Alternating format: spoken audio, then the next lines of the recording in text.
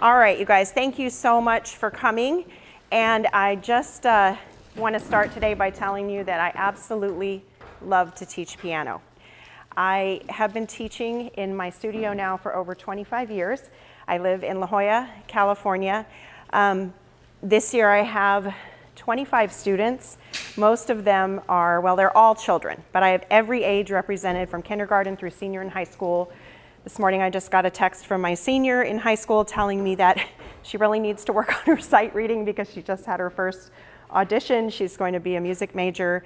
And it's just, I don't know, it's just a job that never grows old.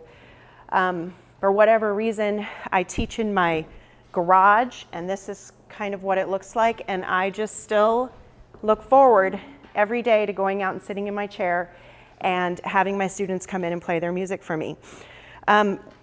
My favorite age, or I shouldn't say age, my favorite type of student to start is an absolute beginner. Pretty much any age, but most of the students that I start are between the ages of 5 and 7. The course that we're going to be looking at today came out over a year ago, but we have been writing it for years. So we tested all the music. We've really spent a lot of time and thought on it. And for me, over the past year, using this new method has kind of felt like having a brand new job. So I'm excited to introduce it to you today, and you'll see if it's something you might want to try in your studio. Probably the most basic way that I get a student is a phone call from somebody sounding like, "Hi, Lori, I got your name from my neighbor down the street, and I can't wait for you to meet my 5-year-old. Because she is so talented. You will love her. And I was just wondering, how much do you charge, and do you have any openings on Thursday at 3:45? So I get those calls just like everybody else. There's my dog. I'm going to talk about him in a second. But I get those calls and I hold an interview for every student. I like to really spend some time meeting the child, meeting the parent, and I will tell you that the main thing that I am looking for in taking a new student is just a family who places value on a musical education. That's it. That's all I want. And my favorite thing about taking these kids when they're 5 or 6 or 7, I'm hoping, that they might stay with me for a very long time. That to me is the most rewarding, is when I have a family that I get to know for a long period of time. So we spend time talking. Typically I will take the student in to meet with me, and it may be 5 minutes, 5 or 10 minutes. And we will talk about, what school do you go to? Can you write your name for me? What do you like in school? Maybe I will take him to the piano and try and teach him a little rote piece, or ask him to sing, maybe ask him to color. Just spend like 5-10 minutes with this kid and see if I feel like I can connect with this child, and can I get through to this child? Like, is he running around the room, which some of them may be, and then I have to think about that. But so that's all we do, and then I send the child back into my waiting room and I talk to the parent for a few minutes, and the parent comes in and we talk about, one of the things that we talk about are fees. So in my own private studio, I give them a brochure. It has my tuition fee. It has a music fee. I tell them, I buy the music for you, and I just charge this one fee per year for music. They have to have a piano, and their piano has to sound something like my piano. So we talk a little just about taking care of your piano and tuning the piano. And then we talk a little bit about a metronome. And then after we talk about all of that, we talk about scheduling and a little bit about practicing at home. And I know I learned a lot. My mom taught both of my kids. And when my daughter was 5, she started lessons with my mom. And I never factored in, I knew, I'm going to be able to practice with my daughter and it's going to be great. But I never factored in that my 3-year-old would be under the piano, like tickling her while she was practicing. So it kind of taught me a lot of different things to look at. When you see a new family coming in, do you have some time? Like, I asked the parents, do you have some time, each day 5 minutes, 10 minutes to practice with your child. So we get started like that. In general, this is my absolute favorite way to start a beginner. If at all possible, I will schedule 2 beginners back to back, but instead of dividing the hour into 2 parts, I divide the hour into 3 parts. So we do a 20-minute private lesson for one student, and then the other student comes and we do a little mini group lesson. And then the other student stays and we do the other private lesson. The main thing that happens right here is that my student makes a friend in piano, and that is probably the main thing that keeps them going the whole way. I have a family now, and 2 of their students come to me twice a week. 2 of their kids come twice a week. I swear I don't think that they have practiced the piano now in a very long time, but they want to come every week and be with their friends. And that is an interesting thing. And before the recital and then before certificate of merit, they start to practice, and it's just kind of kept them going. So the community is really strong in my studio. I will say too, all of my students have a private lesson and a group lesson. And the way that I've been doing my group lesson, I'm going to talk to you a little bit about this as we get going, but I started doing a group lesson once a week for an hour, and it is on Friday afternoons, and it's basically everybody in my studio except for the very youngest students. The very youngest students either start like that, or sometimes they don't have a group right away, just depending on how the scheduling goes. And then I try to work them into this bigger class. Like by the time they've had lessons for about 2 years, they go into this bigger class. So with that in mind, I want you to take out your books from the red package, and we're going to start by looking at one package that says free. Yes? Yes. You will be hearing about it. What I did today was, you'll get to hear me talk, but you're going to get to hear my students play. That's why I take the time to put all of this stuff up, because I really want you to see like what I do with my students. So hoping that will be clear today. The first packet that we're going to look at should say free packet. And we're starting with this A book. So I just want to give you a little bit of insight. My sister Lisa is up here on the left. My mom is in the middle, and then that's me. And I would say that picture was probably taken like 9 or 10 years ago. We used to go every year to Park City the week after Christmas. And I have 2 kids, and my sister has 2 kids, so our families and my mom, we would all go and stay in this one house, and we rented the same house every year because they had a piano in it. And the kids would go out skiing with their dads, and then the 3 of us would stay and do a lot of writing at that time. It was the only time basically in the year that we were all together totally focused at the same time. The rest of the writing that we do is just like on our own and then sent back and forth through the computer, because my sister lives in New York City and my mom lives 2 blocks away from me. So I do see her a lot, but we didn't have that much time together. When we put this book together, these are the things that we had in mind. We wanted a new method. We wanted something new music, new lyrics, new artists. We just wanted to really start fresh. And we wanted to try this all in one approach. I will say my sister is the one who was really, really for this all-in-one approach. She had this idea because she's in New York that it was going to be, such a great thing to just have one book. We have the theory inside, we have the technique inside, the performance inside, everything in one place. And I have really loved using it.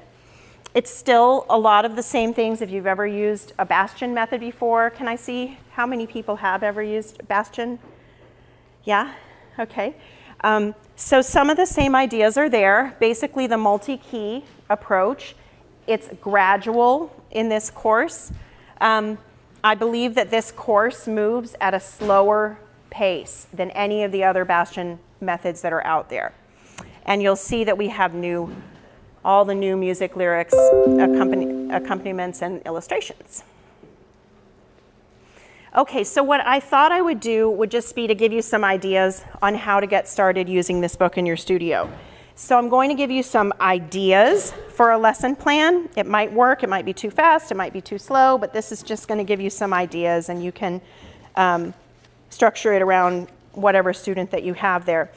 In the past year, I have started 2 9-year-olds using this book, 3 5-year-olds, and probably about 4 7-year-olds. So the 9-year-old can zip through this, okay? The 5-year-olds can take their time, and the 7-year-olds go at about this pace. So let's take a look, just basic, pages 4 and 5. Sitting at the piano, learning the finger numbers in the right hand and the left hand.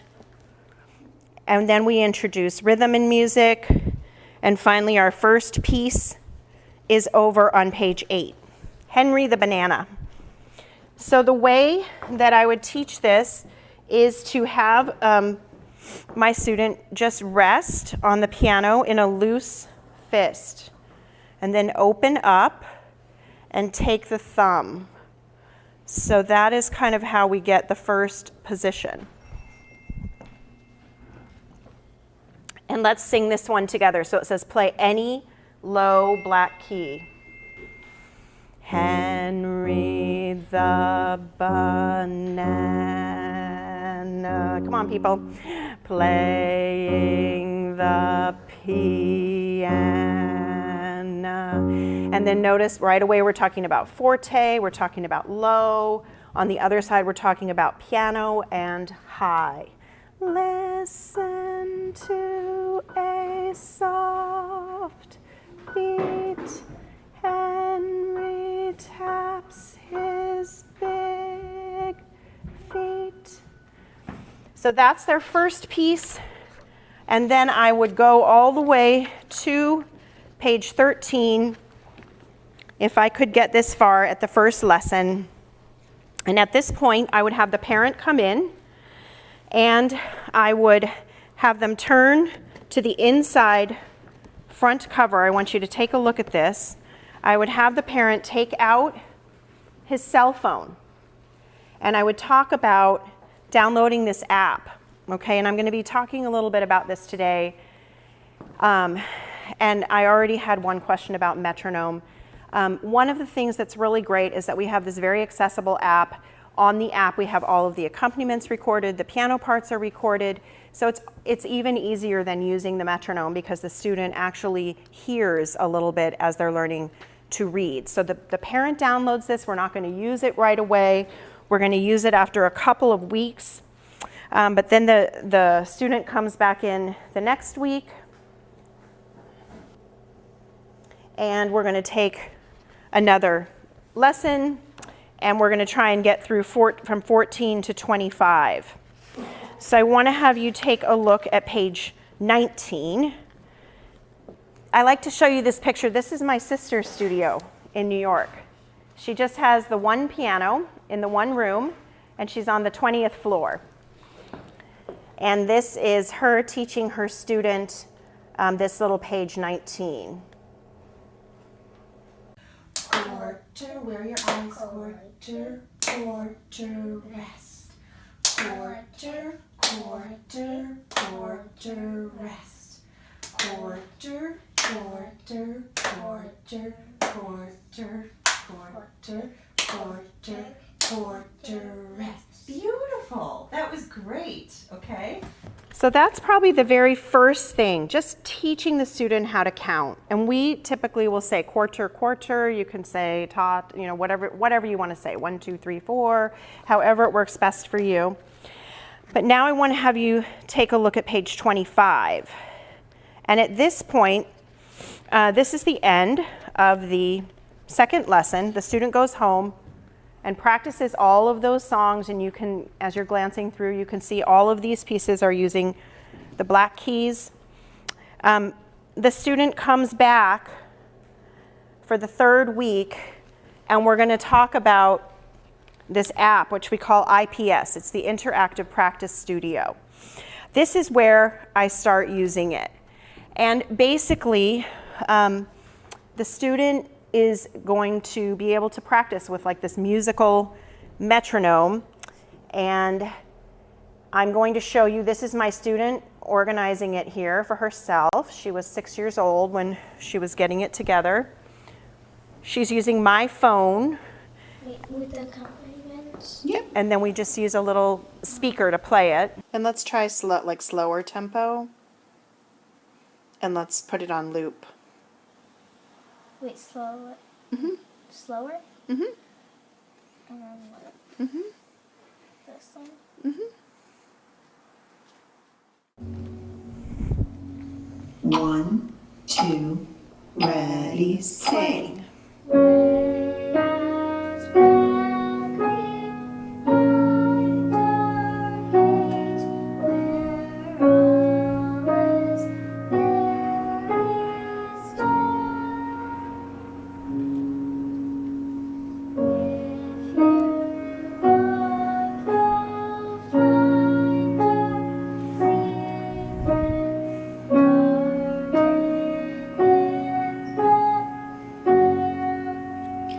And then we've got it on loop, so it's going to start you again. 1, 2, ready, play.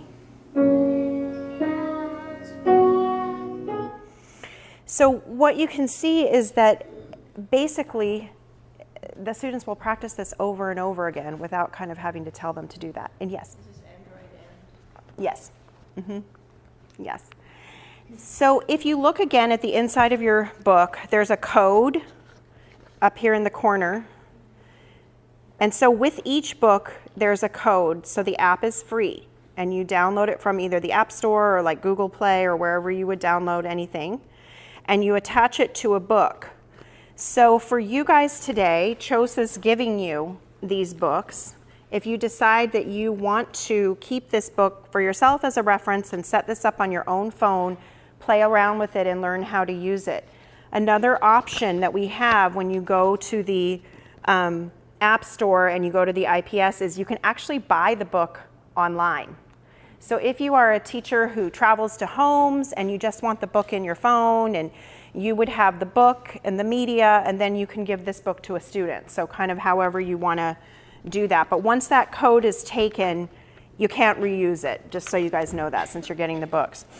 The next page here, Old MacDonald, this is like the last little pre-reading page using black keys.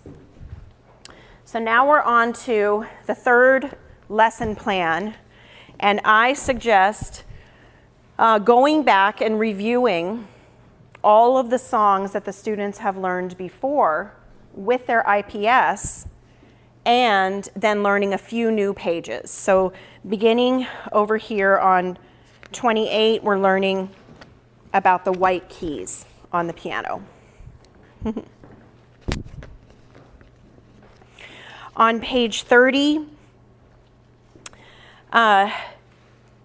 we introduce here where C, D, and E are, and look at how short the little pieces are when they're starting to play, just 2 little measures. One of the things that we recommend here at the bottom of the page is to use naming white keys. And I think they sent that one. Is that in there, in that free packet, that little green book? These little books are really great, and they're working out really, really well with this series, because if you want any kind of reinforcement, it's nice. It's just a tiny little book to go along with it.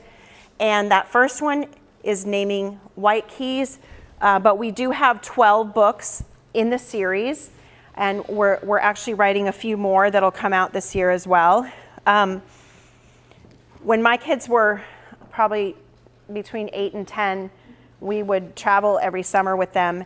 And I was always looking for little books like that to take on the airplane that they could kind of color in and do that kind of thing. And I found this series of books at the time, which was math facts and spelling words and things like that. And I thought, you know, this would be so great to have something like this for music, these little books that kids want to do, and there's games in them. And the thing that I really liked about those little books was that it was only one concept. So it wasn't like a huge workbook where every page they had to read tons of directions. So yes. I've used those before, just for like, you know, working certificate of merit kids, and they need to target like level 3 needs those making key signatures or whatever, Right. and so it's been nice to not have to go to just one lesson of a theory book, when you can use that little book and just target. I know, and when I look at the way that I teach for Certificate of Merit, I don't know how many people do Certificate of Merit in here. Anybody else besides her? A few people. It's like they want you to teach like 3 key signatures in level 2, and it just doesn't always make sense to the child when they're learning, 3 exception, like key of C, then key of F, and so sometimes it's nice to get a picture of an entire concept while you're teaching, a little bit less. So these books, each one only covers one concept.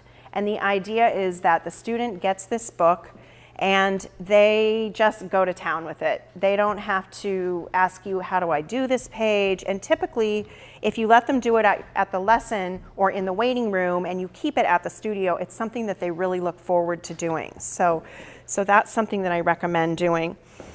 Let's go over to page 33. Actually, let's go to 37, sorry. And I want to talk to you just a little bit about kind of a typical student. So this is my new little student. His name is Roshan. He started in October. He's super, super bright, in my opinion, and he's really hard. It's really, really difficult for me to get him to focus in. So I'm going to show you kind of a few of the things that we're working on and sort of how I'm trying to get him to focus in. To be honest, the IPS for him is not working great because when he gets the phone, that's it. He cannot come back to music. Just one sec. So I'm using the metronome with him. So I will tell you about that. Yes, and you have a question? He's 7. Okay, he's 7. And so, but I think he's just going to be an amazing student, and I am, being really patient with him. So this is typical of how somebody might look when they first come in. Try to keep your fingers on the keys, touching all of your fingers. That's nice. He's playing this piece, Mice in Motion. So the first time he played it, he memorized it. It's not about the music. It's just going to be about learning to use his hand. So we talked about going home that week, and I talked with his mom. She doesn't watch the lesson, but she helps him. And I said, this particular week, what I want you to try and do is to not let any of your fingers go up when you play one finger. And you're going to have to go pretty slowly to practice that. And we're not worried about legato or anything at this point. E count. Quarter, quarter, quarter, quarter, quarter, quarter. So he's just kind of trying to learn how to make a shape.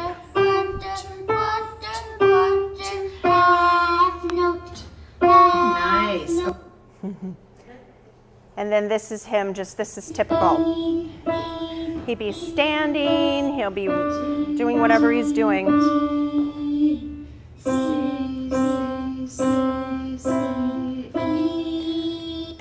So he has gotten through this book. We started in October, and then you could see we did a little Christmas Carol book. And I'm going to show you kind of where he is when we get up into the B book. But it takes a really, really long time to learn the piano learn how to play the piano for some kids. Maybe for some kids that's their forte. They can control their fingers, but musically they don't really get it. So this is more common for what I have. Somebody who is super smart, they play the music, they memorize it, they don't want to play it slowly, they never learn, it's hard for them to learn how to use their fingers. So that is something I just try to hone in on right away. Let's take a look at page 39.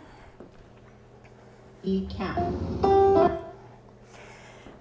Okay, one of the things that I recommend when you have these little written exercises is that you do them at the lesson. And this is one of the things that will help you break up the lesson. So I will just close the piano and let the student write. I don't know if it would work so well here. It works really well on my upright though, because it's literally like a table.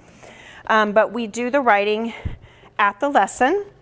So this is taking a few minutes.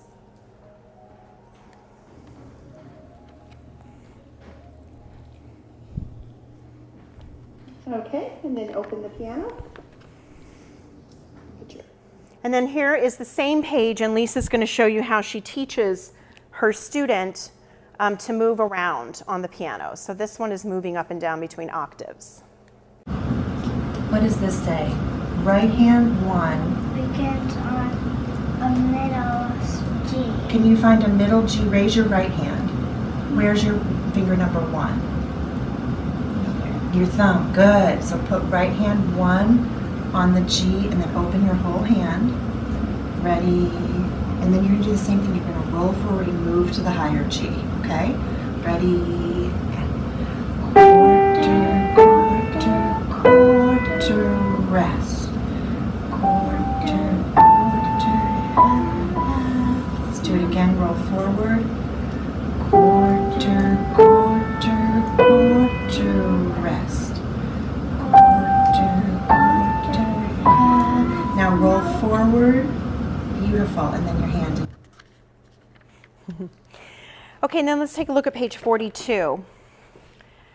And one of the things that you probably noticed going through the book so far is that, first of all, we start in these positions on black keys and then we move into white keys, but we really don't get into a specific hand position for quite a while. We're also using all different finger numbers on all different white keys, all different black keys, but we also do introduce formal hand positions, and the first one is introduced as middle C over here on page 42. The time signature is introduced on 43, and I will tell you, most of my students don't start counting 1, 2, 3, 4 for quite a while, but it depends. If they're 9 years old, they would start right away. So it depends on their age, but we just want to present what that is at that point. Okay, then I want to point out a technique page, 56 and 57. So the students probably, don't play legato right away, but at any point that you are ready, you can start to teach to play legato, and this is a really easy place because it's just using 2 and 3, and you can go really slowly, and it's a pattern piece. So that might be one place where you would want to introduce that. And then you can also talk a little bit about shaping the line, gradually play softer to the end. You can talk a little bit about that. And finally, I want to take you over to page 70 with Ode to Joy. And we're going to sing this one together, and I'm going to try and show you how I use the IPS with it.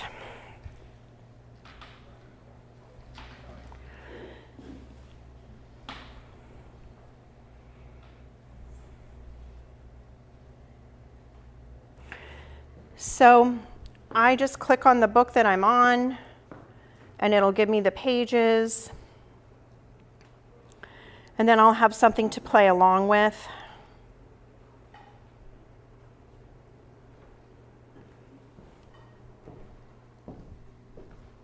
One, two, ready, play. Beethoven wrote Ode to Joy. It's quite a famous melody. Sing, orchestra and voices sound in Beethoven's 9th Symphony. Beethoven, a man of genius, suffered from a hearing loss. Still he heard the music playing clearly in his thoughts. So that's just a really easy way to get started using an accompaniment. That was the basic tempo. I can do it slower. 2, ready, play. And I can do it even slower. So 1, I fought with my sister on this. She said that all the pieces in the A book sounded like dirges because I had the tempos going so slow, but this is basic for a 5-year-old. They can't go that fast. So we decided to try and make the fastest tempo, like a little bit in between a practice and performance tempo, but then make some really, really slow tempos as well. So, okay, so that takes your student through that first little book. And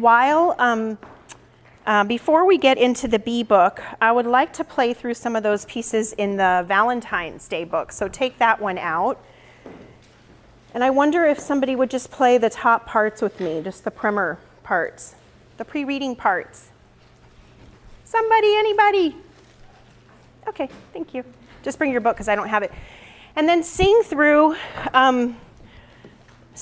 with me. You'll see with my students, we are always either counting or singing, something to like hear what you're playing. Okay, let me scoot this up for you. I'm gonna put a chair in for me.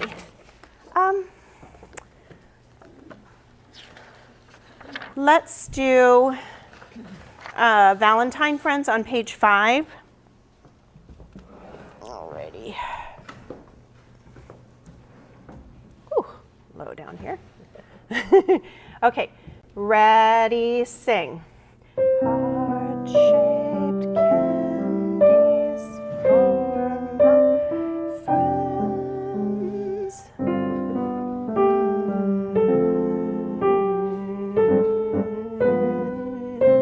Let's do it again. Ready, sing. Heart-shaped candies for my friends.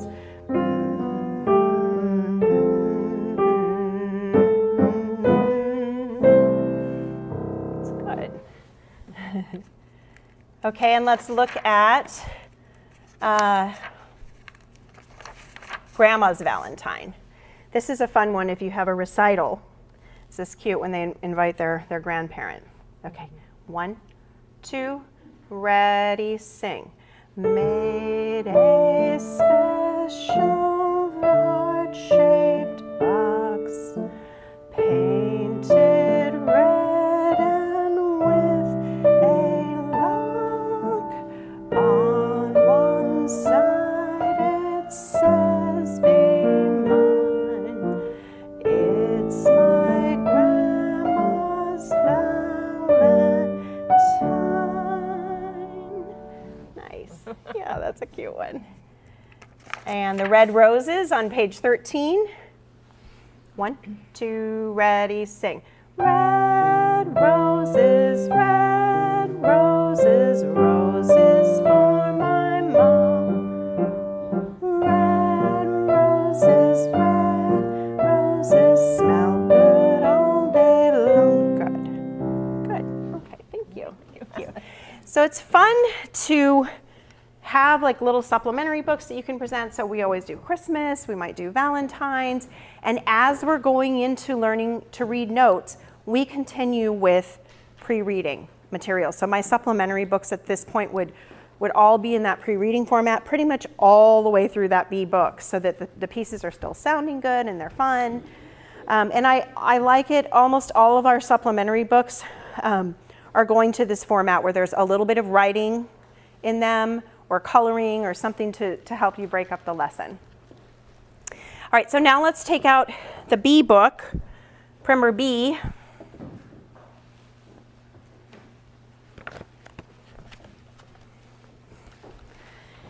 And I'll have you turn yours over to the back. Yes.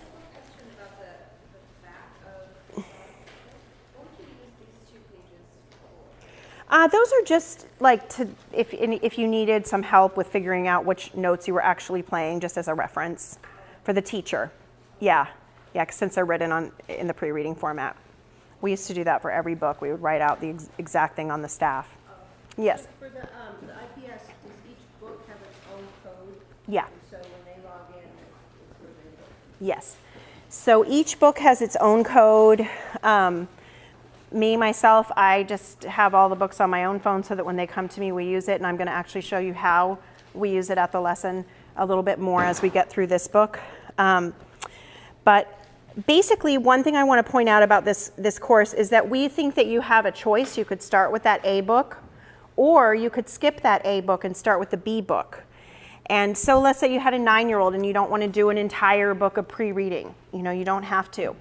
But I like having all that extra material to teach the students to learn how to play before they go into note reading. But that is an option. So you can go from the A book to the B book to the 1A and so forth, or you can just start right on the B book and go into 1A when you finish that. So we all had little parts, especially in these earlier books. My part was to write the lyrics for these books, and my sister has done all of the main outlining for all the course and kind of the general manager, and my mom wrote all of the accompaniments on these earlier levels. So that's why I'm really trying to point out all the different things that are going to help you teach the kids. One of the things that really helps is the lyrics, and another thing you'll notice is the art. So pretty much on every page, if you have time and really let the student look at a page, they're going to find a lot of things to discover. So we're going to start on page 8. And before I play through some of those with you, I want to show you at the bottom of that page. Do you see that little green highlight that we did where it says new note? At this point, I would definitely have my students get their own set of flashcards. So that is one thing that I would provide. And those are available in the second packet. You don't need to get them out now, but basically it's just a matter of learning to read one note at a time, learn the name of it, and then on the back of it, find where it is on the piano. So each time that we have a new note, you're going to see that section, new note, and you're going to see that you take out a flashcard to help the student practice that at home. All right, as we go through, sing with me. So here we go with middle C. Ready, sing. Middle C, I feel fine. I live here on my line. And then the next one. In a place not far from sea, neighbor Paldy waves to me.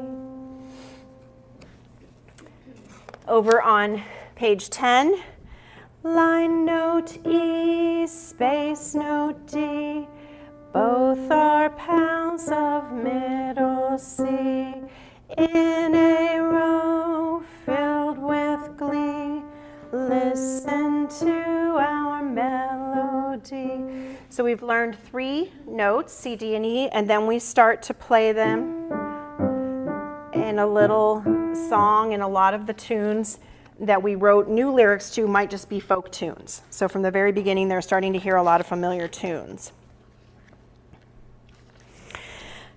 Okay, so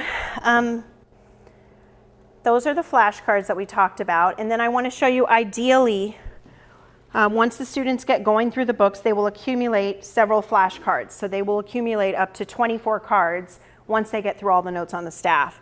And then they practice them on their own. And this is how I have them practice them initially. A, C, D, F, G, C. With the flashcards, we have all kinds of goals. So the first one that they try to do is to name the 24 notes in less than a minute. And we are with a timer, and they are practicing it at home, and they are really just trying to get the names of the notes down. That's the first thing, and we call that being in the 1 minute club. But from there, on my own, I do all kinds of other things. So I try to get them to do the set of ledger lines, in 30 seconds, and then to put the 24 cards with the ledger lines and try and get all of those in a minute. And then we have a thing, for where they have to play the note on the piano.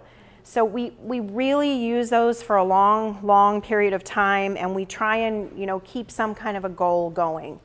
We do a lot of that stuff during group lesson. And then let's look at page 14. We introduce the left-hand notes. Middle C, still feel fine, same old key, same old line. And then this one, Hey, bee, high up on your wall, hang on tight so you don't fall.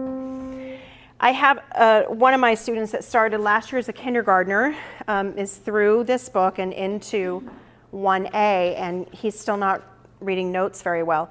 So this last week, we got this book out, and I told him to go through now that he can, play, and go through all of these pieces, singing them again. And when he looked at this a year later, he was like, oh, sometimes it doesn't sink in right away, so you can go back to it. But I'm just really hoping that these little clues that we're giving them for reading notes will start to help them remember so that they're not constantly counting up and down for the first 5 years of lessons. That's my goal. Okay, page 16. This was a 9-year-old that I started last year. Okay.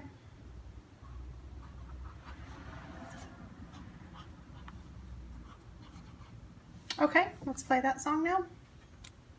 3 of us? Yep.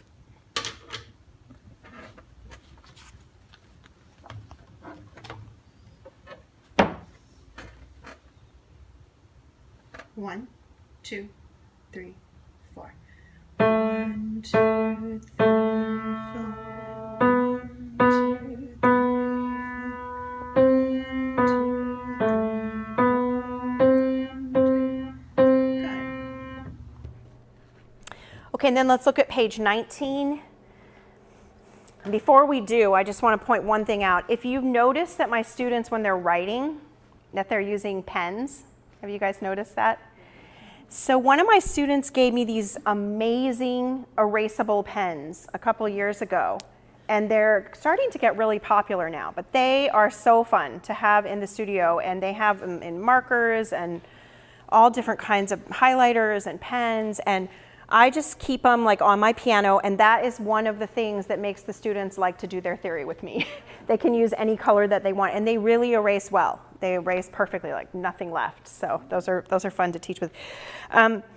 Okay, I want to show you page 19 and talk to you just a little bit about using the metronome and sort of how we get started with it.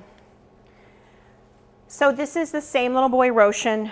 We were just working on this the other day.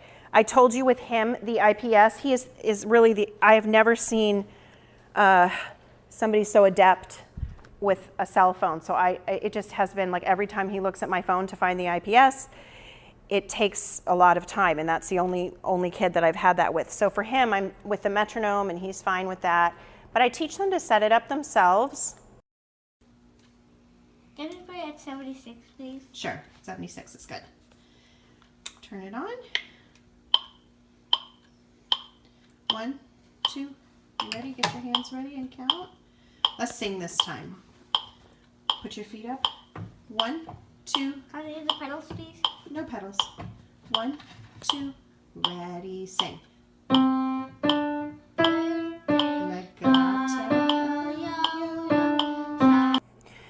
It takes time. It's gonna take him time, but we work on it every single week. Sometimes he's with the metronome, sometimes he's not with the metronome. We're singing, we're counting, and I just try and make it something that they know how to use, that they can put it on and do it at home.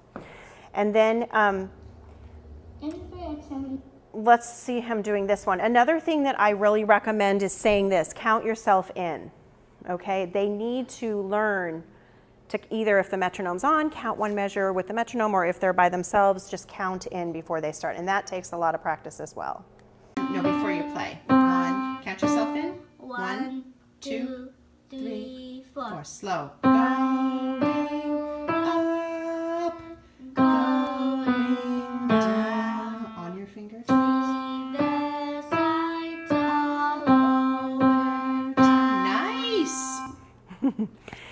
But in general, I'm going to show you this video one more time. This is what I find. The last time I did a workshop, probably about a month ago, I was talking to some students at Point Loma Nazarene, and they all said, how do you get the students to even, pay attention when they're 5 years old, and what are some tricks? This is basically the best trick that I know, is to start something and then just keep talking through them, because he's constantly talking to me and trying to think about something else, not on purpose, but no, before you play. 1, count yourself more. Slow. Going up, going down. On your fingers.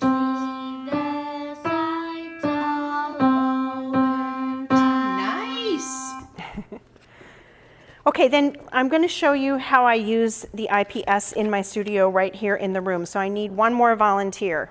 Come up. Somebody help me. Help me, help me. Okay, come on. So normally this is how I sit. We're going to be on page 23. I usually sit here, and you're going to sit here. Okay. And we're going to have her play. Let's say she's been practicing this piece family time. And I'm going to have you play it for me. What's your first note? A. Okay. So let's count in 1, 2. Wait, before she starts to play. While she's playing, I'm kind of looking at this. I'm queuing it up. So I just want you to know what I'm doing. Okay, go ahead. 1, 2, 3, 4. 2, keep counting. 3, 4. 1, 2, 3, 4. 1, 2, 3, 4. 1, 2, 3, 4. 1, 2, 3, 4. 1, 2, 3, 4. 1, 2, 3, 4. 1, 2, 3, 4. Okay, let's do it with the IPS. 1, 2, ready, sing. Going to see my grandpa. How long has it been? And send uncles, all my cousins. I've been missing them. Okay, it's going to come again. 1, 2, ready. So this is just something that really helps with continuity. And if you look at the next page, page 24, do a little bit of that one, snakes and lizards. 1, 2, ready, sing. Rattlesnakes rest, shed their skin. Okay, and let's say we're all the way through with that, and I'm not using this. And now, because I like to sit on this side, and the way my piano is, I don't know, do most of you guys sit over here, or do a lot of people sit on the left? I almost always sit on the right. I sit on the right. So, okay, let me play the duet with you. Okay, I need to move my chair. Oh, can you move up an octave? Do you see that this takes so much more time? And by this point, Roshan's over there. You know, so this is where I never, thank you so much for helping me. I just want to point that out. I did not know I was going to be using this at my lesson. You know, I thought, oh, this is going to be so great. The students will practice with this. I'll still just want to play live with them. But it turned out to just be such a great tool that I'm using it all the time at the lesson, and it just keeps things moving. And what I find is that, like, he comes in every week and I'll say, like, you know, or any of the kids come in, oh, I love this song. I love this song. Because if they are doing this at home, then they're probably playing it over and over again. They're hearing the music and they're singing, you know, they're getting to know the pieces. So for me, it's sort of providing more continuity at an earlier point that I haven't had. Are there any questions about this at this point? Does this make sense? Yes. No, I have other methods that use the audio and stuff, but I find that I want to introduce it after they've played it through and Yeah. talked about everything. Otherwise, it's just kind of hunting and pecking and trying to figure out, you know. That's a great point. And I would say have them practice it at home. You can always be sort of like on 2 points. New pieces, you don't use the IPS. And they don't really fight me on that because they really can't play with it when they don't know it. So then assign the pieces that they already know the next week, and then that'll be kind of like their fun stuff. Yeah. But it's nice with the app because if you give them the CD, they'll listen to the whole CD and they'll say, oh, I want to play this song, jump around and not play the other one. Yeah, it's definitely it's not a new concept, but it's just so much more accessible. That's what I'm finding. It's just like, oh, it's just right there. We just do this one piece, we go to the next thing. So yeah, so in the lesson, give it a try. One of the things that I tell the parents, when I told them on the first day, come in and look at the books with you and show them the IPS, tell them to get a speaker. So what the kids will do if they don't have a speaker is they'll put a headphone. They'll put a little earbud in there. That is so typical. That's just what they do. And they can't really hear the music that they're playing and hear all of this stuff. So if they're only using a phone, I don't think the volume on my phone is loud enough. My mom has this one really big iPad though, so something like that might be fine. It has a much bigger speaker, then she doesn't need a speaker. So just kind of try and help them with what they need. So, okay, let's go on to page 27.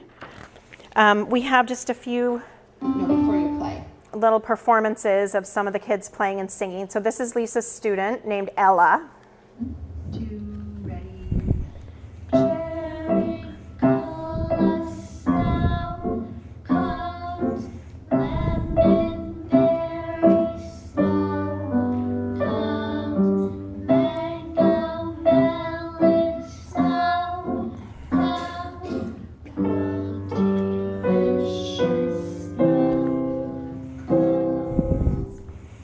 And then let's look at 34, page 34.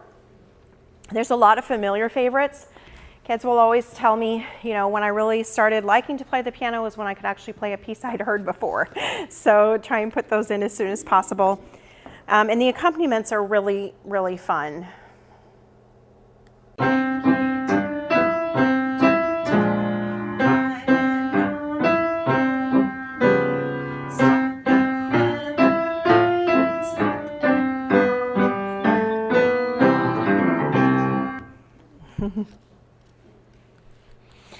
Okay, and then let's take a look over at page 38. And on this page, this is one of my favorite illustrations, and I just want to say a quick word about the artist that we use for this series.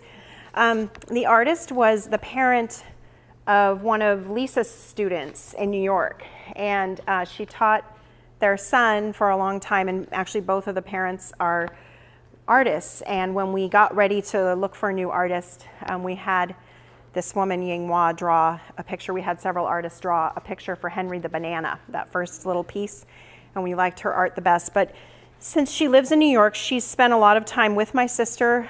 She's really, really dedicated to trying to get, pictures that really mean something, that are beautiful, but that also really help present concepts. She will go over to my sister's house and have Lisa play the music for her so she can hear it, and she'll ask us about the concepts. This is one of my favorite pictures that she drew. It's a page about famous line note G, is one that you won't forever forget. And so she drew this famous cat with the paparazzi, and she's supposed to be modeled after Audrey Hepburn. And I think it's just one of her better pictures that I'll always remember, and it helps my students to remember that line note G. Let's look at page 45. So when my student helper came up to help me, I asked her, what note do you start on? And that's kind of how we have them finding positions with this starting point. Right hand 1 begins on C, left hand 2 begins on A. So we've been doing it that way all the way up to this point. Beginning over on page 46, we introduce the middle C position now for the first time.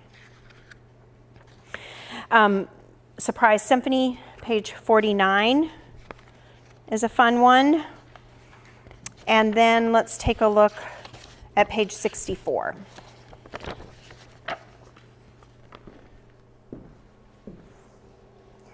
This is probably, I think, one of the most useful exercises, and it's all the way through the theory boosters, it's all the way through this book, is really trying to help the student figure out where is this note on the keyboard. So here's Lisa working with one of her students.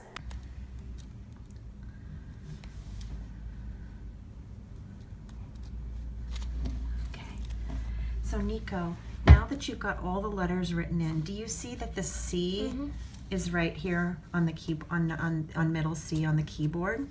Okay, what's the next letter name? G. Okay, now point to the G on your keyboard. Good. Now put a number 2 on that. Okay, great. So we can see that. Excellent. And then what's the next letter? F. Okay, now point to the F on your keyboard and put a number 3. Okay? Okay, then I want to let you hear this page 65. This could be a nice first little recital piece. This is a little video of one of Lisa's students in a recital. Notice she's using the little pedal extender, and you can teach to use the pedal here for the first time.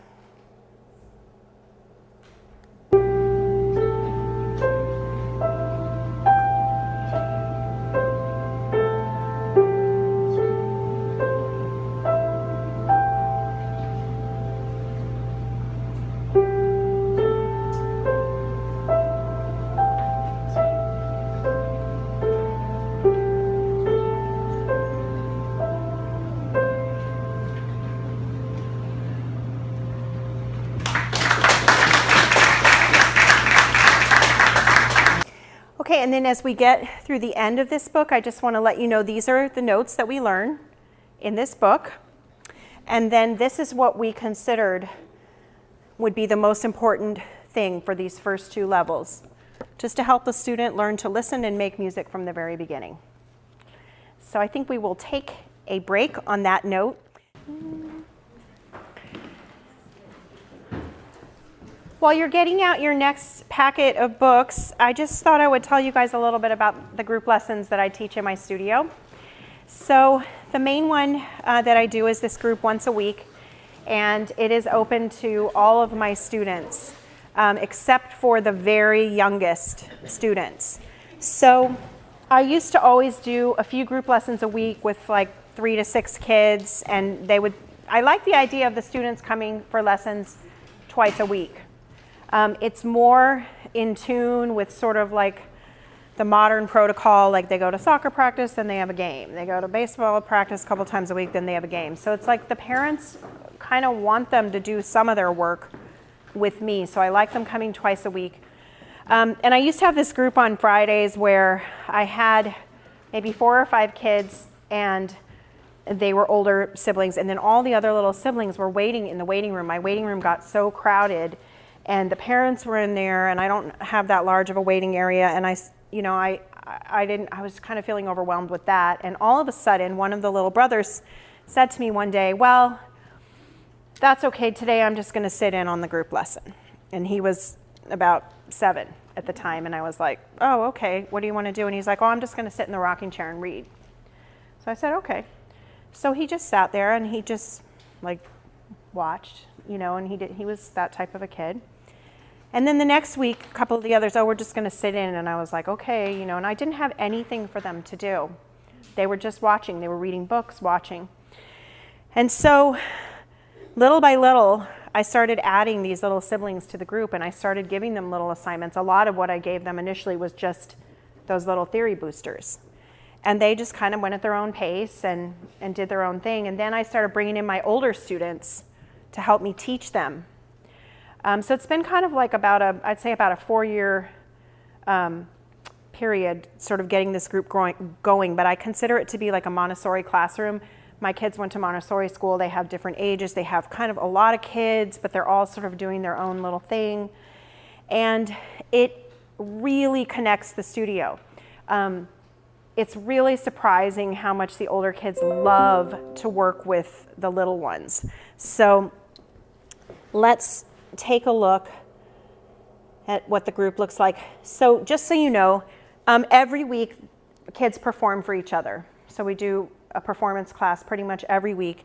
And it's not at all like everybody's, every once in a while I'll have everybody sit on the floor and watch somebody perform, but most of the time everybody is doing theory or they're coloring. They could be doing whatever they're doing. They're listening quietly. We play the piano together, not every week, but sometimes we put groups together. We do theory almost every single week. So we do it out of books, we do it out of games, we do ear training, and we do sight reading. So we don't do every one of those things every single time, but those are kind of the goals of the group. So this is kind of what the group looks like in a picture setting. some kids playing the piano, some kids working together. And this is not my whole group. There's a whole bunch of people that are sitting on the floor that you can't see. And then there's a whole other group of kids out in another room being taught by a student of mine. So this is kind of what it sounds like. It's a bit crazy.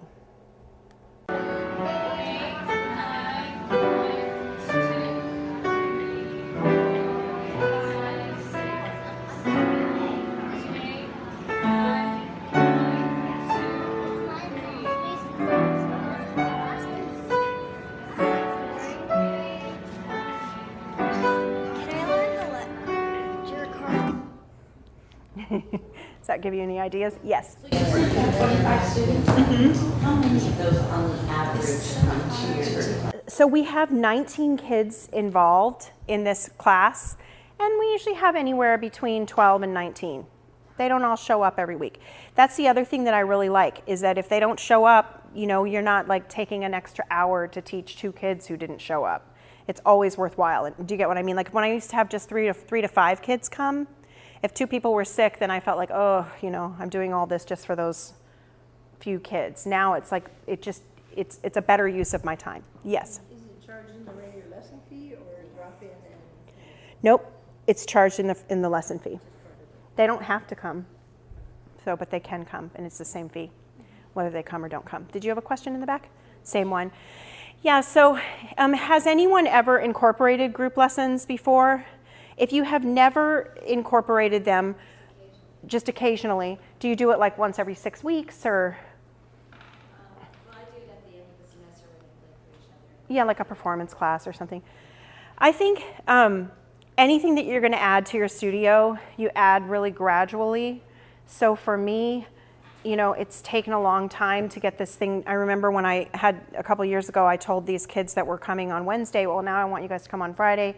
I had to really talk to their parents. Like I talked to any change that I make, I usually like set it up in the spring for the fall. Look, next fall I've decided I've been teaching this group of 5 kids. They don't come every week. I want to put everybody on Friday. It's going to be a much better use. And then some of the parents are like, oh, well, we really don't want to be with little kids. You know, it takes some doing. So I take some time, I explain it, and then we try to implement it.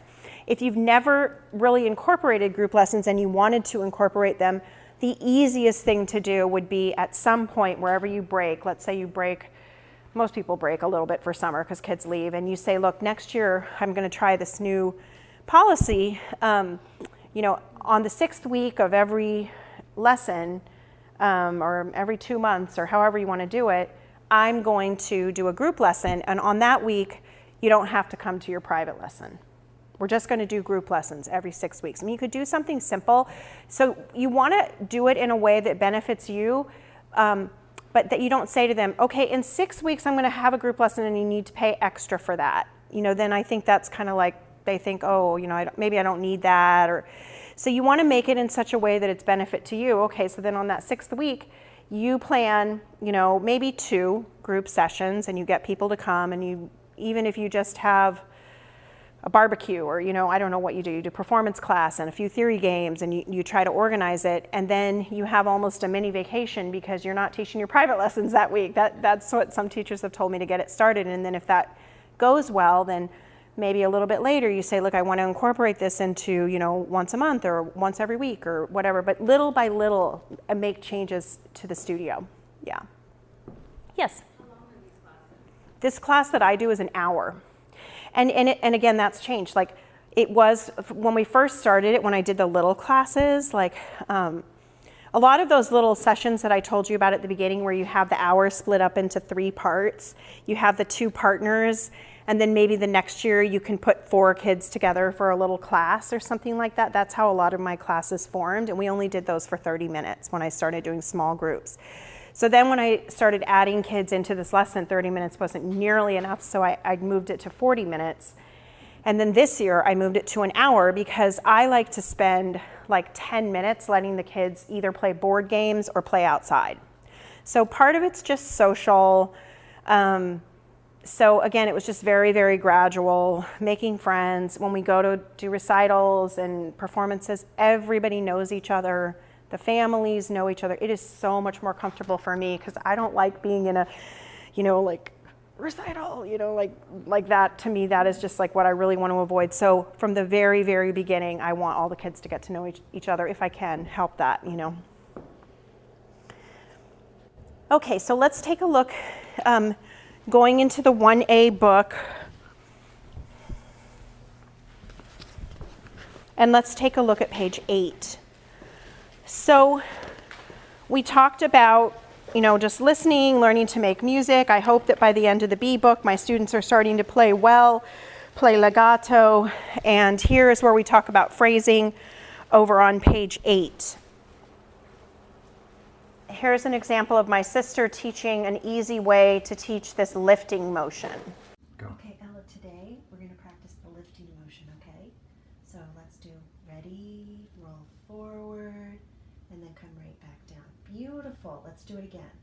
Fist, roll forward, and then come right back down. Excellent. Yeah, so you just want to prepare them that at the end of a slur, they're going to lift their hand. The easiest way to teach this motion is by starting with a fist, loose fist, just to teach them to roll forward. If you say lift, they tend to lift in a very strange way that you don't want them to lift. So that is what we talk about there. Over on page 19, this book goes through the interval of a fifth. We're teaching fifths on 18 and 19, and I want to let you hear this little student now playing with the IPS again. Her name is Kayla.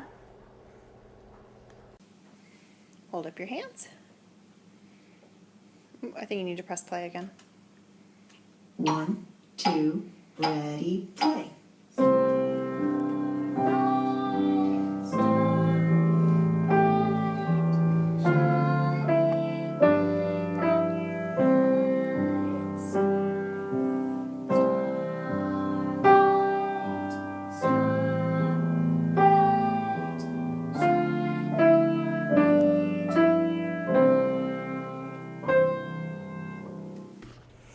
Over on page 22, we also introduced the concept of staccato. And for little kids, I recommend that you teach them to just touch the key and push up. So it's a very easy motion to teach. So 1, touch, 2, touch.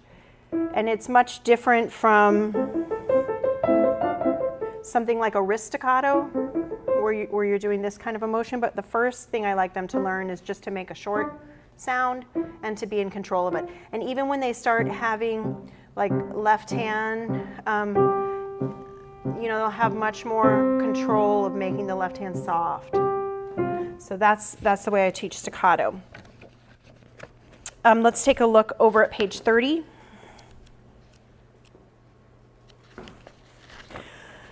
The flat symbol is introduced here, and then the sharp over on page 32. And then this is a favorite piece, the can-can. This has been like a big recital piece. So my 9-year-old student that I started last year is such a good student, and he's doing great, but he was the first one I had in a really long time. He was nervous about playing in a recital. He wasn't in the big group, and he was 9 years old. And what I realized is I hardly ever, it had been a long time since I had started like he was in 4th grade. What I realized is that when I start them when they're 5, I have like 4 years before they even feel the slightest bit nervous. It's usually just such a big and like fun time. They invite all their grandparents, they all come to the recital. So what I do like to do is to have somebody like this play with an older student rather than play with me.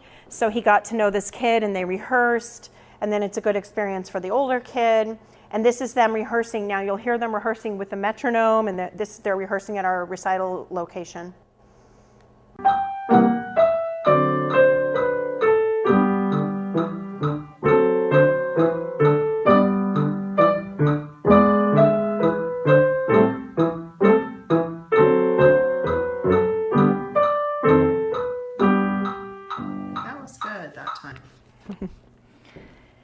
And then let's do page 36. Let's sing this one together.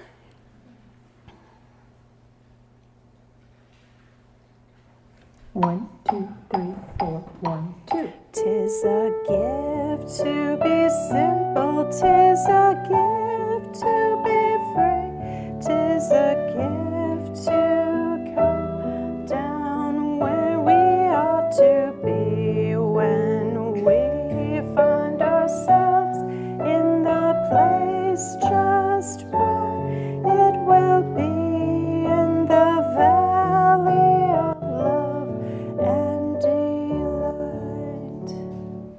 And that's a fast one. So we have the slower ones, of course, the slower tempos.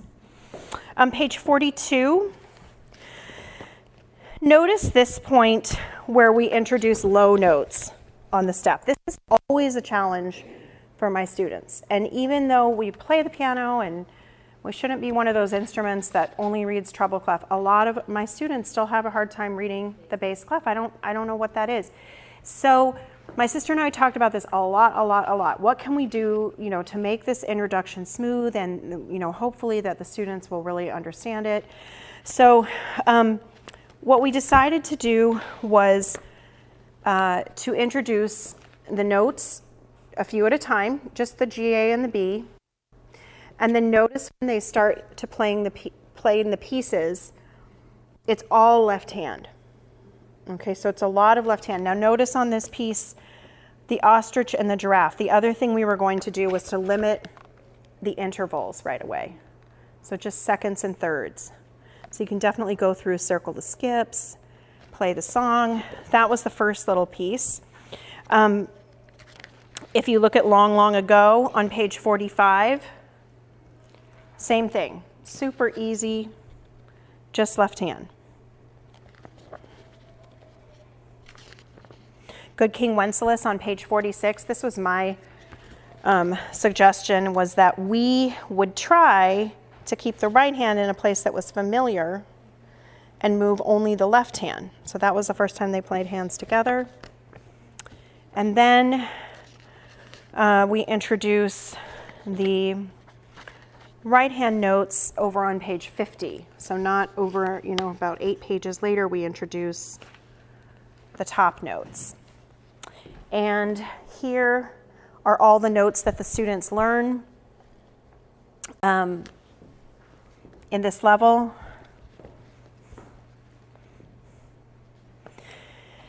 And then let me show you page 62. I'll play this one for you. This is just another nice arrangement. There's just a lot of nice pieces, just, to be teaching and hearing. I don't know why mine isn't coming on right now, but it's just the theme.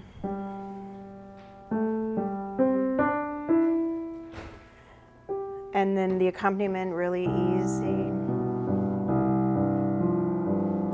So if you do have an older student, we try to make the accompaniments not so hard that, they're just basically something to keep that sound good, but keep the rhythm going and make the music more interesting for the student. So I hope that you'll let your older students, start trying to accompany. Page 66, we have Take Me Out to the Ball Game. This is a favorite. People like that one a lot. And then I should just say the very end of each one of the books, we have these certificates that you can fill out and before they go on to their next book. Let's take a look at the flashcards now that you have those out.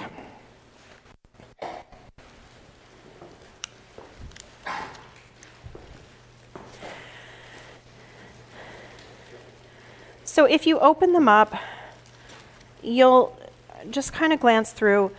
All of the notes on the staff are presented. Like I said, the answer is on the back and the exact location of where that is on the piano. And that's really the most important thing. So one of the things that I would do, somebody just pretend like they're timing me. Somebody say like ready, set, go. Ready, set, go. G, B, F, C, E, D, like, okay, that's the first thing I do. Try and learn the names of the notes quickly. Okay, that's the first thing. And if they can name these notes in a minute, then they know the names of the notes pretty well, and they almost never forget them later. I mean, it's just like a starting point. The second thing is, one at a time, I want them to play the note and then check your answer.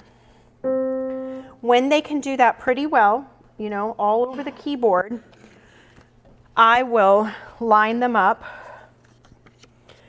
in just some random order, and we'll kind of do this throughout the lesson.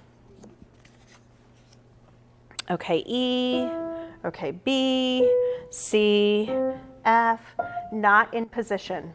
Just play the notes slowly. And then eventually I want them to get faster at playing the notes. And when I get to that point where I want them quick at playing the notes, I have another app that I want to share with you. And it's not a free app, and it's only available on the iPhone, okay, or the iOS. And after every single workshop, I call my publisher and I'm like, why are we only doing this for Apple? But if you do have Apple, even if you don't, most of the students will have an iPad. They'll have something. Somebody usually in the family will have one Apple product. But take out your 1B book and turn to the inside front cover, and, or it's not the inside front cover, I'm sorry, it's page 2.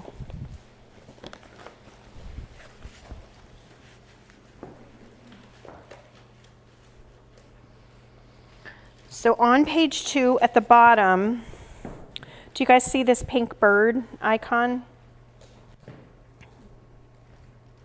Bastien Piano Flashcards app. And so once my students can name the flashcards quickly, I use this app, and it has this sound recognition technology, and I'm going to show this a couple times. Okay, Finn, now let's find your keyboard and then scroll to number 7, which is all the notes on the staff. 1, 2, ready, go.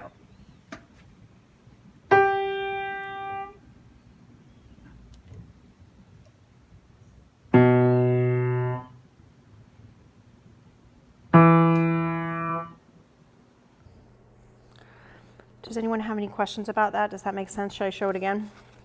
It's an app that flashes the card, and you play it on your keyboard, on your piano or on your keyboard, and it's pretty fair. One of the questions I get a lot is, what if your piano's out of tune? It's pretty lenient though. Like, my piano is out of tune a lot of the time because I teach in the garage and I tune it like 3 or 4 times a year, but whenever it gets super cold or super hot, it's not, you know, so it's still okay. But that has just been a huge, huge help in just quickly, you know, playing the notes on the piano. Yes? Just the flashcards that are like this, or just notes, or? So the good news is, it is all of the notes and ledger lines divided up into 17 levels. So you could do just bass clef notes, just treble clef notes, just bass clef line notes, so you can really, really drill. And the other thing is that the students make their own account. They buy this app. I think it's $3.99 at the App Store. They buy the app. They have their own login. They have an account, and they get points for each time, you know, and they get medals. And so it's like a video game. You know, they like it. It's an easy thing. I don't like using it as a way to teach the notes, mainly because it's too fast. It's got a lot going on. I like to actually teach it on the flashcards, and then once you feel like they're very proficient on their flashcards, then you can try it. Yes? If there's one student in the home, they have their own account. Right, how does that work? Emails, or they have to have I'm not actually sure about that, to be honest. I should know that. $5 per person. Right, I don't know what it would be. You'd have to kind of have them look into that. I'm not sure about that. That's a good question. I'll try and look into that one. Yes? You can call the office, they have text. Call the CHOS office, or call? Yeah, they do. They have a tech guy there. His name is Ryan. He'll help you. He's really nice. Yeah. Did you call him about the IPS or what? Yes, I couldn't get it to load properly on my computer the first time. And he helped you? Yeah, I had to uninstall and restart, but it worked fine. It's fine. Good. Good, good. Good, good. All right, so that's just another like fun way for learning notes. Let's go on in this book a little bit and take a look at page 9. Again, more with the left hand reading. And this is some kind of fun stuff that we might do in group lesson. 1, 2, 3, 4. 1, 2, 3, 4. 1, 2, 3, 4. 1, 2, count. 1, 2, 3, 4. 1, 2, 3, 4. 1, 2, 3, 4. 1, 2, 3, 4. 1, 2. Page 20.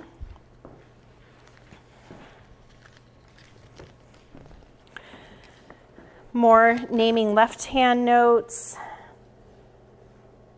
Here's my student Maya working on this. Okay, so are you almost done with writing in your notes?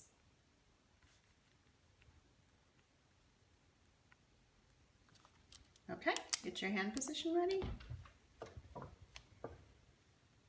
Count yourself in. 1, 2, 3, 4. 1 and 2 and lift. Now a little crescendo. 1, 2 and lift. 1 and 2 and 3. Lift. 1, 2 and lift. Good. Yeah, good. And you can see at that point, I'm hoping that I have a student who can make a little crescendo, do nice phrasing. You know, those are all the things that we're working on that are not always written in the music. You know, it's something that I have to bring about when I feel it's time. Over on page 23, notice that we introduce, or 22, we introduce some of the higher notes. E, F, and G are introduced there, so we get to the top of the staff. And then over on page 30, for the first time, we introduce playing a chord. This is probably the biggest change in any Bastien method. We usually introduce the chord really early, and I still am a fan of that, but there have been so many teachers over the years who have told us they don't like introducing it right away, so we waited a little bit in this method. With the students that I want to introduce it to sooner, I just teach them how to play a chord. Sometimes we'll add a chord here and there just to get going with that. But initially, learning to play a chord is, it could be easy or it could be a challenge. The easiest thing is just to take, like, honestly, with a little teeny kid, a Q-tip. Take a Q-tip and put it under the second and fourth fingers. It's easier than a pen, it's easier than a pencil. It's just like the perfect size for a tiny hand, and play, you know, teach how this sounds. And then usually they can hold up 2, but they can't hold up 4. So again, with the Q-tip, just kind of work on that until they get that. Then on the very next page, notice right away, we're going to be playing hands together. And then most kids would probably play their chords really loud, right? So even the very first time that I'm teaching this, I would teach them how to balance. And, you know, it might take 2 years to perfect, but I talk about it every single week. Play the left hand quietly on its own, and then add the right hand on top of it, but separately. And then put them a little closer until finally you can try it together and try to hear that right hand louder than the left hand. You know, counting out loud, or, you know, playing with good balance, using a good hand position, playing with a metronome, all of those things are really, like, if somebody raises their hand and says, you know, like, how do you get your students to count aloud? It's like I went to the doctor the other day and I said, I'm still really hot all the time. Can you please give me some advice? And she goes, have you thought about wearing layers? And I was like, oh, that could be an easy one. I mean, it's like there really is no solution. It's like, If you're hot, you probably need to wear less clothing. If you're not counting aloud, you probably need to start counting, but it's so hard to get it done. So with those really big challenges, so that we don't teach students who never learn these important concepts, we need to give them like an extra push. It could be anything that you need that works for you, but a really simple one for me has been to use this music money. I pay my students for almost everything, and this is really cute. This music money is a Chose product, and it has like composers, and I think it has 1s, 5s, 10s, 20s, 50s, and 100s. And so they save up money in the studio for all different kinds of things. So let's say this week I taught them the balance, and then in their assignment book I would write down, I want you to practice just playing that one note, with the chord, not playing straight through the piece. I don't even want you to learn the piece this week. I just want you to see if you can make the right hand louder, and I want you to show me how you practice that next week, and that's going to be worth $50.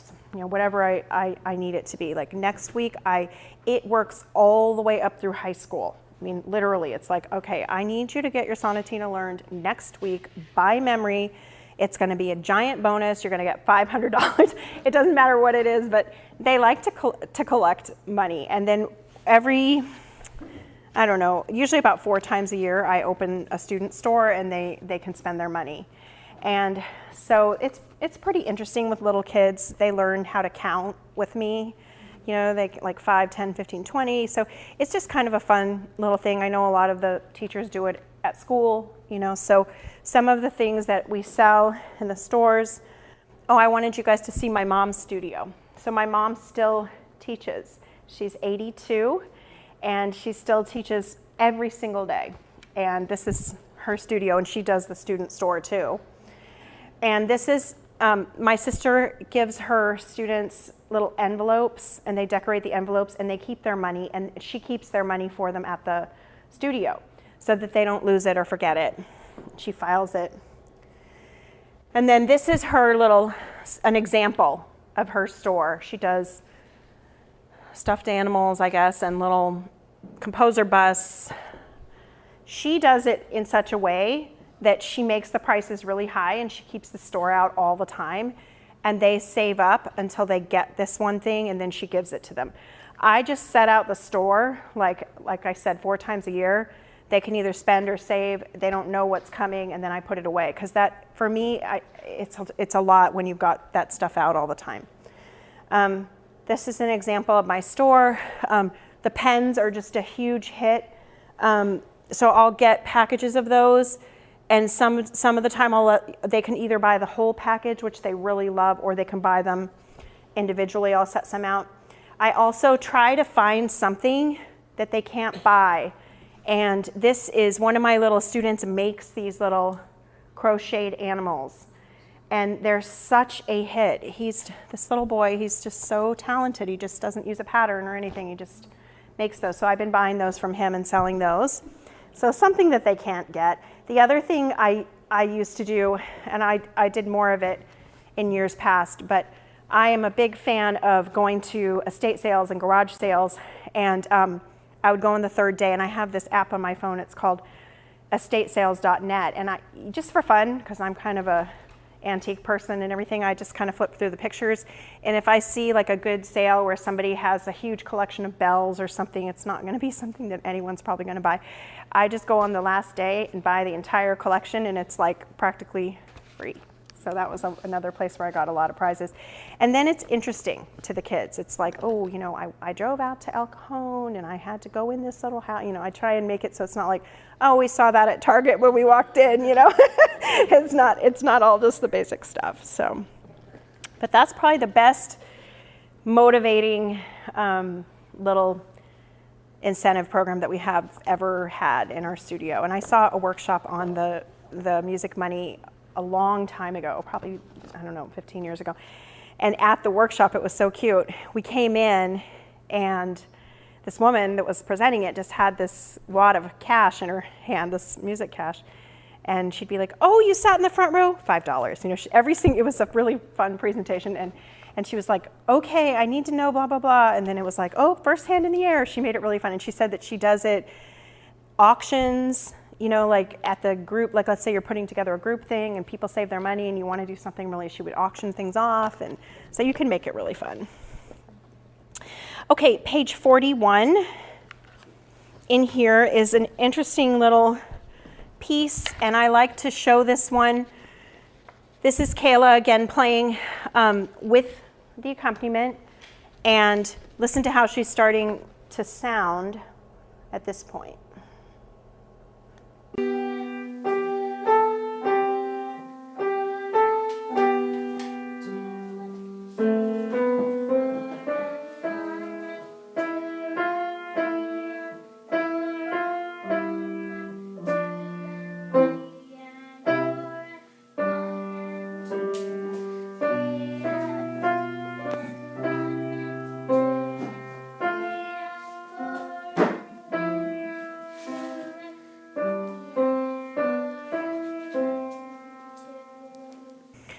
So I think one of the things that really helped her was playing slowly. And that's probably another thing, that we try, slow down, play slowly. But to find some way to actually make them slow down is either the metronome or the app. Those are my two ways. And this is just something my mom has always told me: practice slow, learn fast; practice fast, learn slow. And if you can keep the kids playing slow for as long as possible, all of a sudden they can play really fast. That's been my experience for many, many years. Okay, the last sort of concept that's introduced in this book is the key of F over on page 62. And the key signature is introduced. So that's sort of the end of that. I think by the time the students are playing at this level, they have this as their main method book. They definitely have other supplementary things going on. They could have a folk tune book. They could have a recital piece going on. They could even be starting, Bach Minuet in G as a challenge piece. As a general rule, once my students learn to read well, I like to assign 3 levels of music at every single lesson. So one of their pieces or one of their levels is a challenge piece. One of the material levels is their method book level, just sort of learning new concepts, but not quickly, just gradually. And then the third level is something that's way easier than their level. And if you can keep all of that assigned and going, then you really develop a good reader. I think the one thing that I've noticed over the years that parents don't understand is that it takes a lot of music to go through before you become a good reader. But they do understand that when you talk to them about reading books, right? Because every kid, is in school 8 hours a day learning to read, and it's constant, and then eventually they learn to read. But if they're just playing one song over and over again, they're going to memorize that piece, and then they go to the next piece, and it's like they have to start over again with reading. So to keep the 3 levels going, to keep the flashcards going, to keep the workbooks going, to keep all that stuff going, I would say over a good 3 to 5 year period, that is really how I develop reading. Just little by little, week by week, constantly. And I don't have to hear that easier level all the time.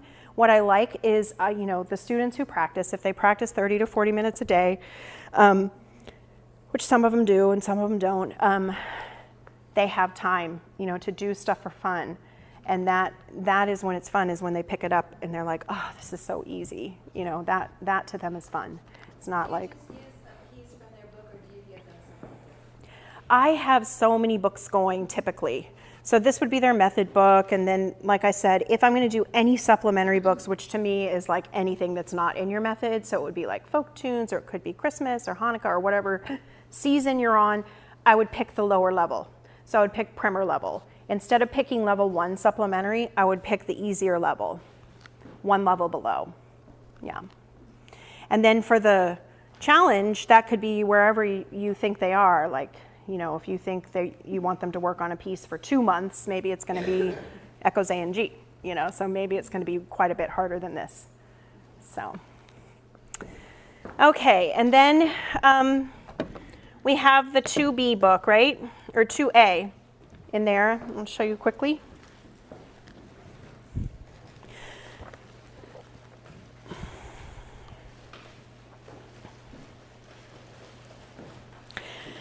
And then just so you know, what we have available with the method so far is all the way up to 3A, although it looks like maybe we don't have any more in the back. Do we have any more back there? Did people buy them at the break?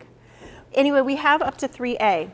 In your packets, we have up to 2A, and then we have 2B and 3A. They should be back there, just so you know that. And then 3B should be coming out this spring.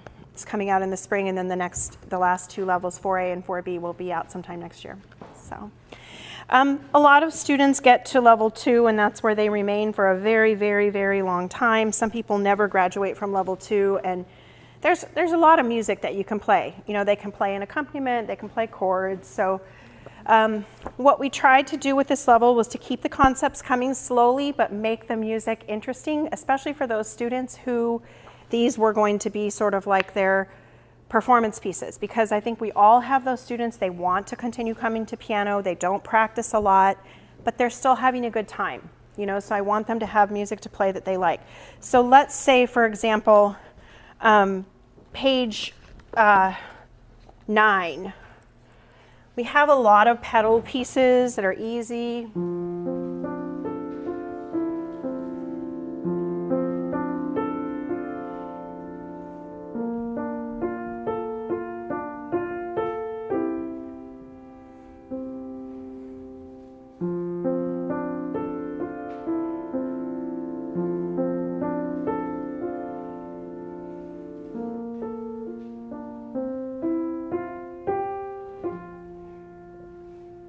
So just easy but sound nice. That's kind of what we were going for. Page 12, we still have the left hand being used a lot, and we start to introduce some ledger lines. So just like fun little riffs for them to learn. Page 28 in here.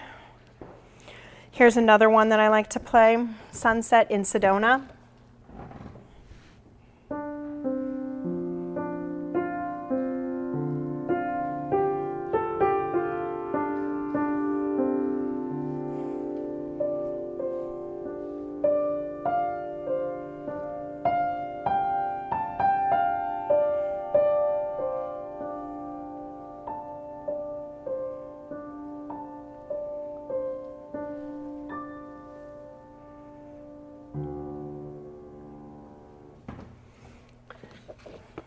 Okay, and then let's take a look at page 58 in here.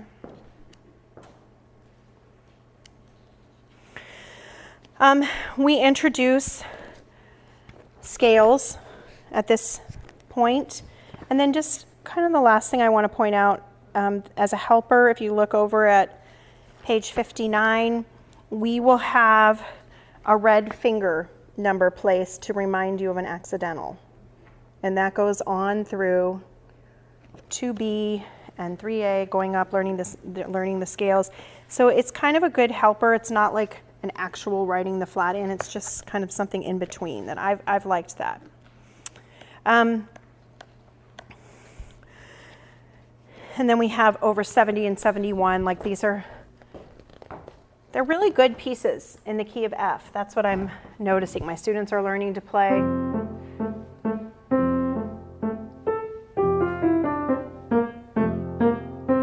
Easy, but they're fun. So that's kind of the key of F. And then in 2B, which we don't have in the packets, but we have in the back, they're going to be learning to play in D, A, and E. So we're going to be still doing that gradual multi-key. Through the level 3, they're going to learn D flat, A flat, E flat, and then level 4, G flat, B flat, and B. So it's similar to all of our other Bastien books.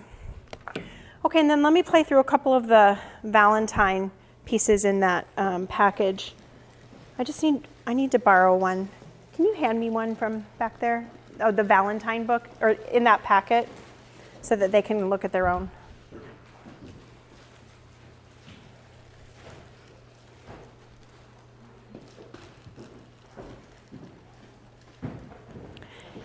This is kind of an older book. My mom wrote this book years ago. I use it. I still love it. She came up with the idea that she wanted a book of holiday pieces that weren't all at the same level. So there's some in primer level, there's some in level 1, and there's some for level 2.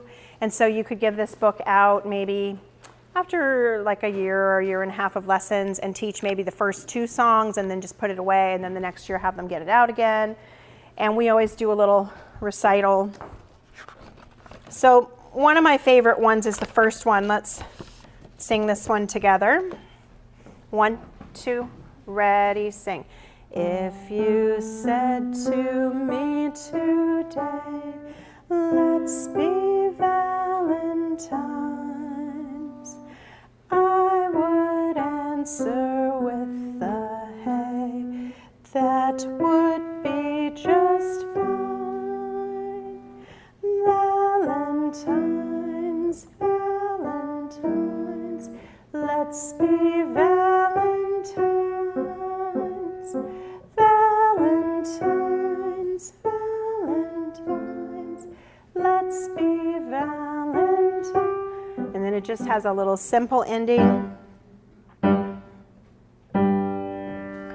But I like these pieces, they're melodic. You can teach how to play a nice line. Another one that's nice, page 12, a little bit harder.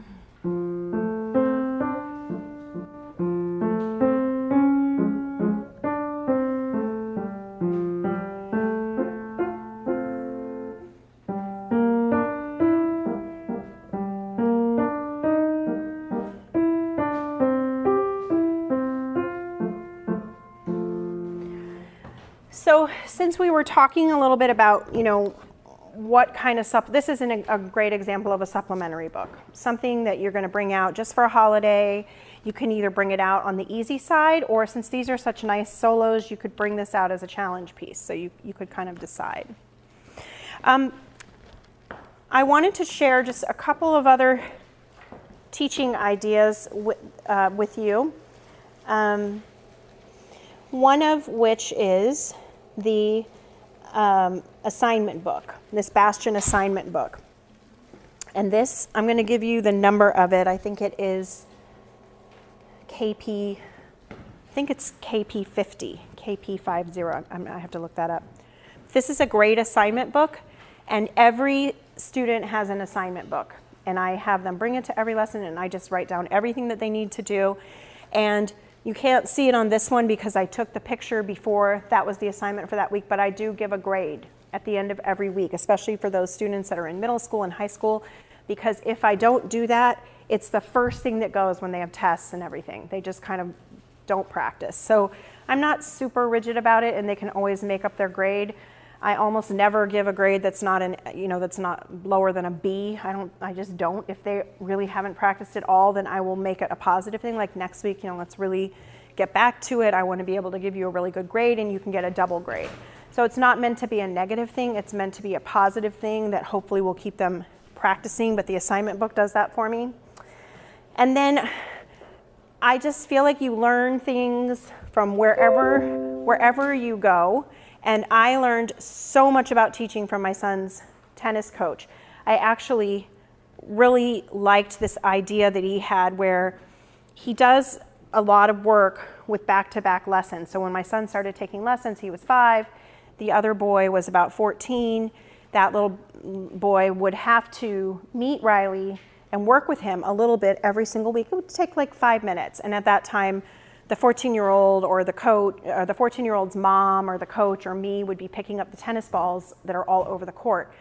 So he just had that in a rhythm, and then Riley always had like this kind of role model. If it's kids the same age, he finds some little game for them to do together. So that was where I started doing that. These 2 kids started with me when they were 5 and 6, and now this is actually a video of them when they were in 9th and 10th grade, and they play duets together all the time. They happen to be neighbors, and they started together, and now one of them's a senior in high school, one of them's a junior, and their mom just told me that over Christmas they got together. They got out all their old duets, starting with Round and Round by Lynn Freeman Olsen, and they played them all at Christmas. And it's just just because they had back-to-back lessons, we did this together. We would do duets.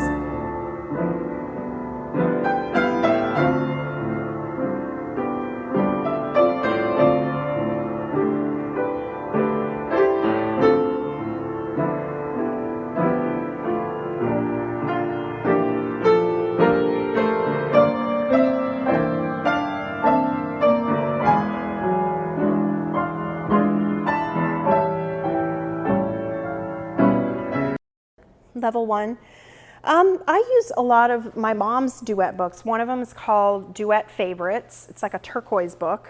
And the other one that she has is called, it's purple, and it's called like Duets for Fun, I think. One of them is called Duets for Fun, and one of them is called Duet Favorites. I can't remember which. And then I love Robert Vandal duets and trios. Robert Vandal. That's actually an Alfred publication. All of his duets are amazing too, and they're not so low leveled to the level 1, but for a little bit older. Then this is the last thing that I'm going to leave you with today. One of the things that I have had the most fun with, and I've been doing a lot of it lately because I do have a lot of middle school and high school students, is teaching them how to teach. And I always used to do just like a little, class, like I would give them my father's pedagogy textbook, How to Teach Piano Successfully, and we would go through it, and we would talk about the business of teaching. We would just sort of talk about setting up a studio, and I have them make a flyer, and they try to get a student, and they try to learn.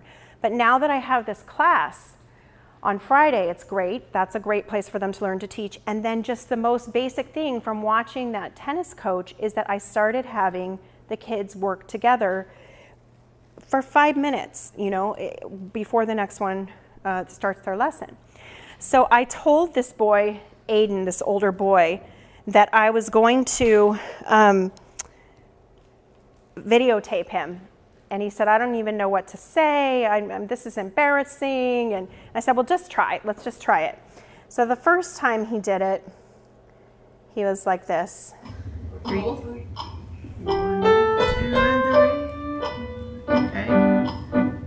Okay, now tell him, imitate me. You say to him, imitate me. Imitate me. I did it. What? He just looks like mortified. So that was the only thing I taped. And then even as that day went on, he got really into it. And then the next week he comes back. And so this younger boy, he has this lesson right before Aiden. So. Okay, so the D is probably the loudest note that you're going to do. And then the B is going to be the softest. Like, the G would be the second softest. And then D is going to be the loudest. And then the B is going to be the softest. So just go D, so it'd be B. like, just pretend like dropping there. Yeah, but you also kind of want to shape the D too. So when you kind of want to go like. Yeah, and then kind of make like a lip, like. Yeah. It's funny, I don't know if I would have spent that much time on that, So then the next week, he comes in. Soft. But then He's got his pen, so he's like writing in his music. I think, right? And then you could do the same thing. Like this, you go and do this. And then you could, so you would go like. Yeah, so you would kind of do the same thing as like, what was it? You do the exact same thing there. And then. So I found that to be really, really interesting. So I wanted to share that and recommend that. Are there any questions about anything else before we wrap up today? Yes? So you have the piano party grouping. I have this, say it again. The piano party books. Yes. Yes. Saying that is this just a little bit older? Because I have some students that right now are in piano party, but they have some developmental issues. And so I'm thinking instead of restarting or doing something different that I could. These, I think, in a lot of ways, are way easier than the piano party books. Even though the piano party books are for a preschool, like they stay in pre-reading longer, they have like 2 books of pre-reading and everything, but they are hard physically. Got the cords. And Yeah.